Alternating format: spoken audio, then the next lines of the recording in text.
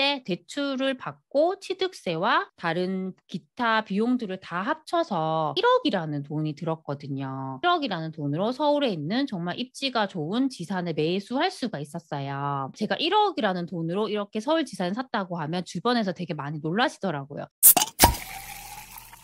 안녕하세요. 세비트입니다. 오늘 저는 1억이라는 돈을 가지고 서울 부동산을 살 수 있는 방법에 대해서 말씀을 드리겠습니다. 제가 최근에 1억이라는 돈을 가지고 서울 부동산을 매수를 했거든요. 제가 경험한 것을 이렇게 말씀을 드리면 막연히 서울 부동산은 비싸서 살 수 없다고 생각하는 분들에게 조금이라도 도움이 될 것 같아서 이렇게 말씀을 드리려고 합니다. 제가 매입을 했던 서울 부동산은 지식산업센터라는 거거든요. 보통 저희가 지산이라고 부르고 아파트형 공장이라고 부릅니다. 이것은 기업체에서 사무실로 이렇게 많이 쓰시거든요. 저도 처음에 이 지산에 대해서 잘 몰랐을 때는 막연히 아파트형 공장이라고 하니까 내가 할 수 없는 분야겠다고 생각을 하고 선을 이렇게 그어버렸어요. 그런데 이번에 제가 본격적으로 공부를 하고 임장을 다녀보니까 너무 장점이 많은 부동산이었습니다. 당연히 지금 현재 제 돈으로는 서울에 있는 아파트를 사기에는 아직 부족한 부분들이 있거든요. 하지만 이런 지식산업센터 같은 곳들은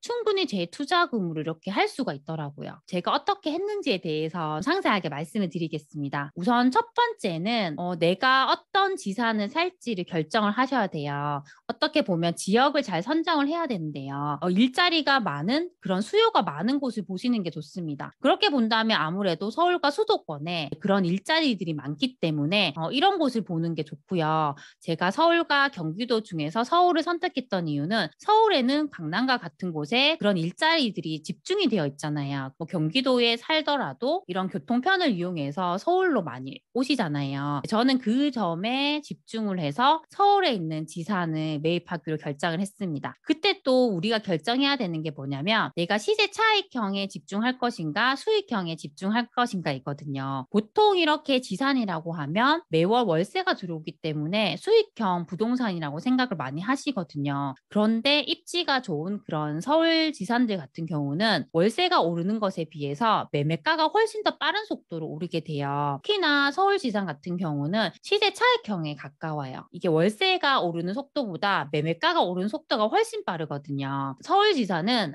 서울의 아파트 가격의 상승에 거의 후행한다고 보시면 돼요. 저희가 단순하게 생각을 해도 서울의 토지 가격이 계속 상승을 하고 있거든요. 그렇다 보니까 아파트도 오르게 되고 이런 지산도 따라서 오르게 됩니다. 제가 이번에 매입했던 곳도 2달이 채 되지 않았는데 이 평당가가 오른 속도가 엄청 빠르더라고요. 저는 처음에 이렇게 서울에 있는 지산을 사겠다고 결정했을 때 시세 차익형으로 접근을 해야겠다고 생각을 했습니다. 제가 매입을 했던 곳은 보증금이 3천에 220만 원이에요. 그런데 저희 지사는 대출이 거의 80%까지 되거든요. 대출을 받게 되면 이 대출 이자를 내야 되잖아요. 그 대출 이자를 이 월세가 들어오는 돈에서 빼나가게 됩니다. 그러면 대출 이자를 빼고 나머지 금액이 제가 받는 수익이 돼요. 그렇게 본다면 월세 수익이 되게 작을 수밖에 없거든요. 하지만 저는 시세 차익형에 집중했기 때문에 이것을 나중에 팔게 됐을 때 돌아오는 시세 차익이 클 거라고 생각을 해서 그렇게 결정을 했습니다. 지산도 입지에 따라서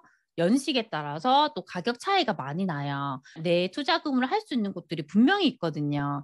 그게 내가 공부를 하고 현장에 가보면 분명히 알 수가 있습니다. 만약에 나는 노후도 보장이 돼야 하니까 매달 들어오는 수익이 컸으면 좋겠다고 생각을 하시는 분들은 월세 수익률이 높은 곳들이 있어요. 그런 곳들은 아무래도 신축보다는 연식이 조금 된 곳들도 있지만 그 주변에 이제 수요가 많기 때문에 월세 수익률이 상대적으로 높은 곳들이 있거든요. 그런 곳들을 찾게 된다면 매달 이렇게 월세 수익이 들어오기 때문에 그런 곳을 보시는 것도 좋습니다. 이제 이 부분들은 본인의 성향에 따라서 다르기 때문에 잘 선택을 하셨으면 좋겠습니다. 이렇게 지산을 볼 때는 내가 사무실에 매일매일 출퇴근을 해야 하는 직원이라고 생각을 하시는 게 좋아요. 내가 직원이라면 지하철을 타고 이렇게 내려서 조금만 걸으면 있는 그런 사무실에 출퇴근하는 게 훨씬 편하잖아요. 그런데 지하철에 내렸는데도 훨씬 많이 벌어야 되면 불편하기 때문에 그런 곳을 선호하지가 않거든요. 내가 직원이라고 생각을 하고 그 지산을 바라보신다면 좀 더 선택하기가 좋을 것 같습니다. 두 번째 부분은 임장에 대한 부분인데요.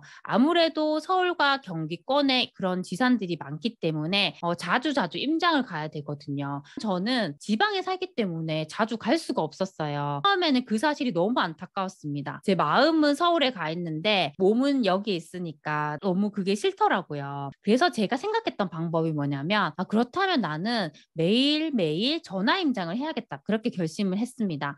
그래서 매일 아침 9시에 책상에 앉아가지고 제가 사고 싶은 지산 인근에 있는 부동산에 계속 전화를 돌렸어요. 처음에 그렇게 전화를 돌리면 소장님들이 지금은 물건이 없습니다. 이런 말씀을 되게 많이 하시거든요. 그래도 저는 매일매일 전화를 딱 이렇게 돌렸고 나중에는 문자를 많이 뿌렸습니다. 문자에는 제가 정말 이 지산을 매수하고 싶은 그런 절실함이 있다고 담아서 이렇게 많이 보냈더니 결국에는 연락이 오더라고요. 제가 사고 싶었던 그 인근에 있는 지산에 매물이 있다는 부동산으로부터 연락을 받았습니다. 그 다음에 저희가 진행을 해야 되는 부분이 대출이거든요. 지산에 대해서 잘 알아야 되는 부분 중에 세 번째는 대출에 대한 부분이거든요. 대출 같은 경우는 특히 기업 대출은 이 은행마다 좀 조건과 한도가 다를 수가 있어요. 그래서 최대한 많이 알아보셔야 되거든요.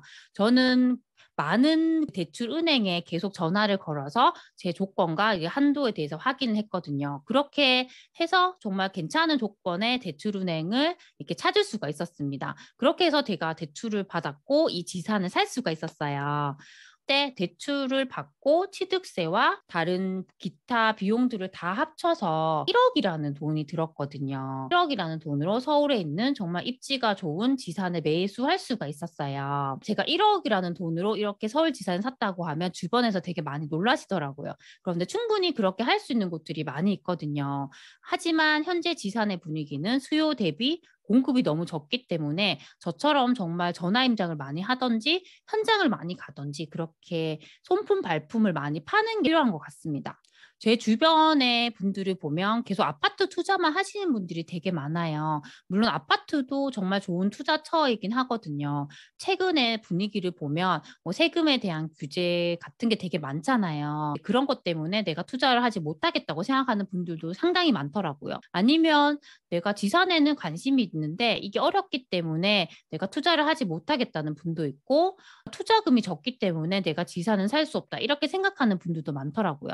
근데 그것은 내가 지산에 대해서 잘 모르기 때문에 그렇게 생각을 하시거든요. 저도 이 분야에 대해서 잘 몰랐기 때문에 처음에는 이 투자를 할지 망설였는데 제가 계속 공부를 하다 보니까 정말 좋은 투자처들을 찾을 수가 있었거든요. 결국에는 이 종목에 대한 편견, 투자금에 대한 편견만 버리게 되면 훨씬 저희는 많은 좋은 선택지를 가질 수가 있어요. 그래서 너무 두려워하지 마시고 새로운 분야라도 내가 공부를 하신다면 지금 하는 그런 고민에서 탈피를 할 수가 있다고 생각을 합니다. 오늘은 최근에 제가 매수를 했던 이 지산에 대해서 설명을 드렸는데요.